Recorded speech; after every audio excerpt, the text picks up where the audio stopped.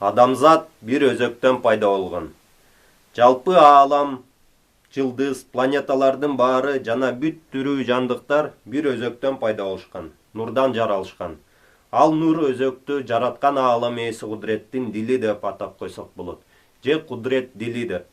Адамзат да bir özöктөн пайда болуп, кийин өз жашоосунда дилден тайып, өзүмчүл акылга гана таянып баштаганда, өнүгүүнүн ар кандай жолдорун тандап алгандыктан, азыр бир нече топко, элге, улутка, динге, философияга, идеологияга, дүйнөгө болгон көз карашка, партияга, маданиятка бөлүнүп, бири-бири менен касташып турган кези.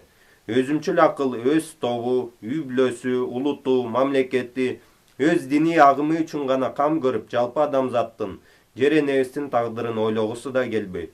Бул касташуу ар кандай түрдө өтүп жатат. Бир нече топтор бири-бири менен биригип, башка топторго каршылык көрсөтүп биригүүдө. Партиялар, уюшкан кылмышкер топтору, же бир нече элдер, улуттар, башка элдер, улуттар менен күрөшүү үчүн биригүүдө.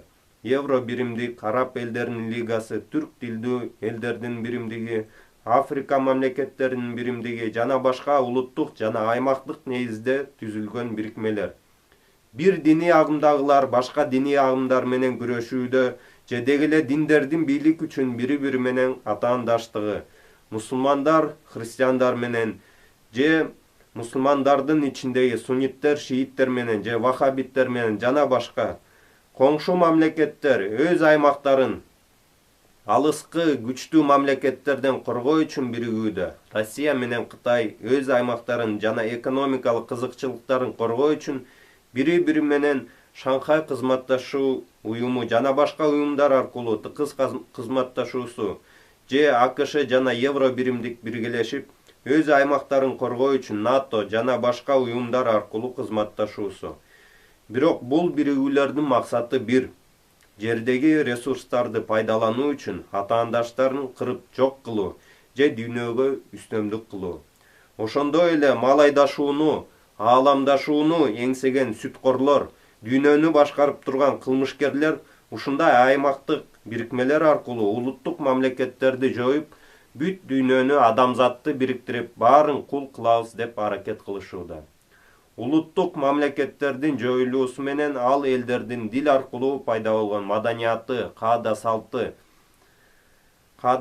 да жоюлуп, адамдары өзүмчүл акыл аркылуу пайда болгон цивилизациянын терс көрүнүштөрүн өздөрүнө сиңирүүдө.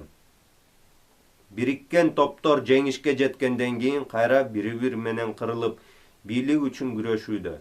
Экинчи дүйнөлүк согуштан кийин Гитлердик Германияны чогуу биргелешип талкалаган СССР, Россия менен Америка Кошмо Штаттары бүгүнкү күнгө чейин атаандашууда.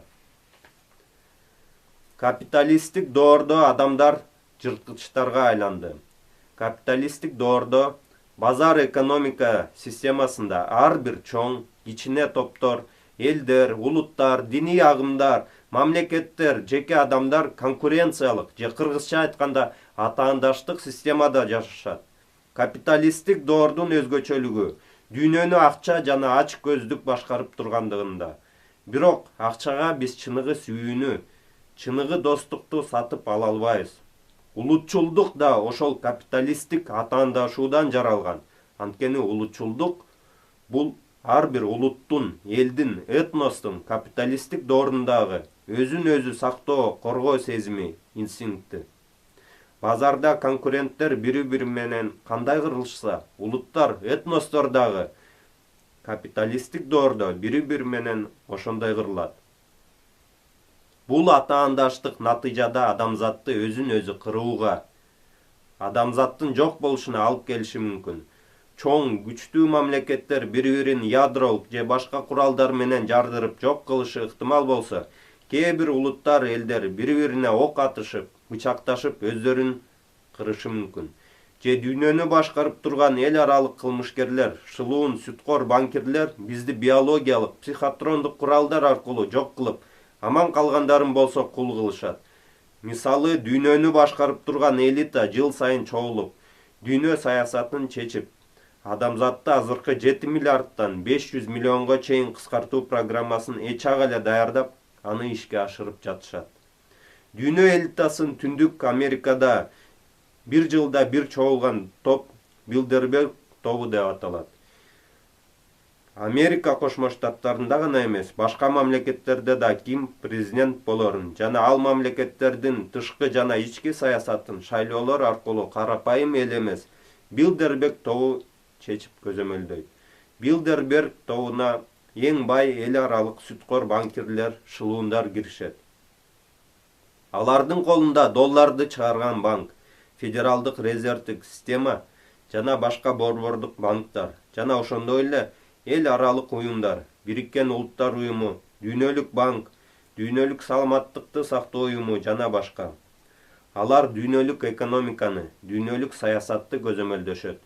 Дүйнөнү ошол кылмышкер элита башкарып тургандыктан бул маалыматтар бүгүнкү күнгө чейин ачыкка чыкпай жаткан.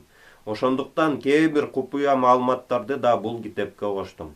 Азыркы системанын былыктарын көрсөтүп, Билдерберг тобу жана дүйнөлүк финансылык системасы тууралуу кеңири маалыматты берип кеткендиктери үчүн ыраазычылыгымды «Банки убийцы» деген эмгегин даярдаган Дмитрий Карасевко жана ошондой эле Америка Кошмо Штаттарында эл аралык шылуундар менен күрөшүп, Билдерберг тобу жана башка купуя программалардын бетин ачып, дүйнөнү башкарып турган адамдардын чыныгы жүзүн көрсөткөн Алекс Джонско чоң ыраазычылыгымды билдирем. Мен аларды азыркы доордун баатырлары деп эсептейм.